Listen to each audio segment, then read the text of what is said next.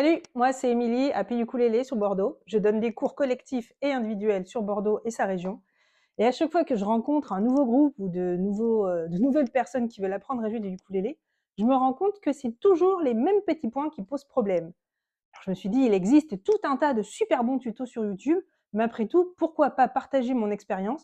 Peut-être que ça pourra aider certains d'entre vous. Alors pour commencer, une petite vidéo pour partir sur de bonnes bases. Vous l'avez remarqué, le ukulélé, c'est un instrument de musique à part entière. Non, ce n'est pas un jouet. Comme c'est un instrument de musique, autant qu'il joue juste. Donc pour bien commencer, il faut bien l'accorder. Et ça, il faut être intraitable là-dessus. Soit vous êtes droitier, et dans ce cas-là, vous tenez le ukulélé comme moi. Main gauche en haut, main droite en bas. Si vous êtes gaucher, ce n'est pas grave. Soit, même si vous êtes gaucher, vous êtes à l'aise. Moi, j'ai connu des gauchers qui étaient très à l'aise en jouant comme un droitier. Soit c'est un petit peu compliqué, vous n'êtes pas assez à l'aise au niveau de la main gauche en haut et la main droite en bas. Aucun souci, vous switchez. Et dans ce cas-là, votre main gauche est en bas, votre main droite est en haut. Maintenant, écoutez bien. Droitier, gaucher, il faut que l'ordre des cordes soit toujours le même.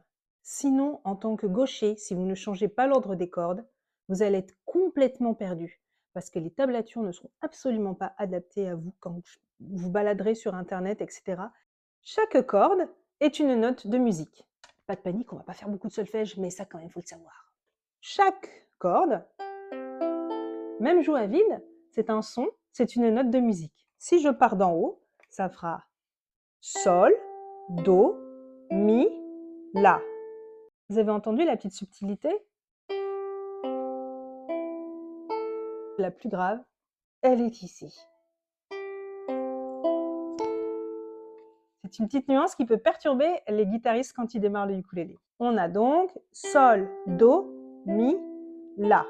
Ce qui veut dire que si je joue en gaucher, je vais avoir La, Mi, Do, Sol. Ça ne va pas coller.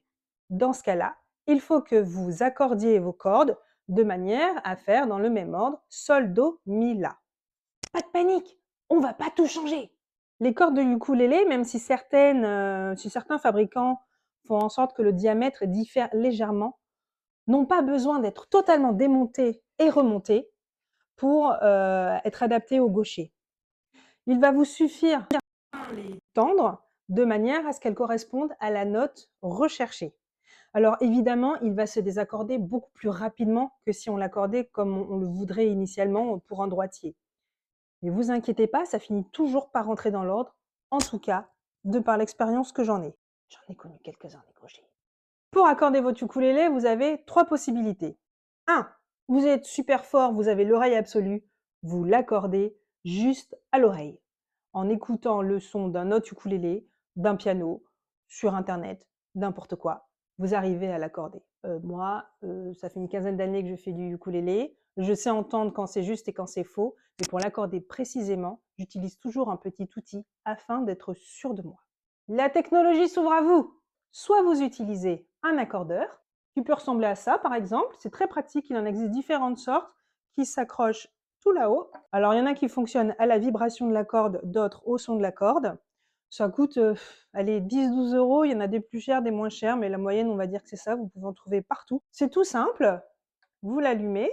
Ah oui, petit réglage important, souvent il va proposer plusieurs instruments. Donc là, on a le U pour ukulélé, le V de violon par exemple. Non, ça ne marchera pas. Donc ce qu'il faut, c'est bien se mettre en ukulélé. Certains accordeurs indiquent une fréquence.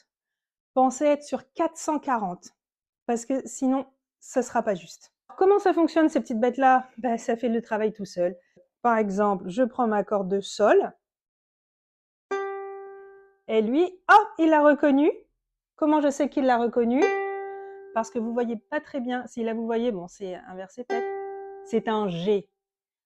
Parce qu'on va utiliser la notation anglo-saxonne. Je ne vais pas dire un Sol, je vais dire un G. C'est beaucoup plus simple. On y reviendra plus tard. Donc, il a identifié que ma corde, c'était un Sol ou G. Et il se met en vert parce qu'elle est juste. Je continue.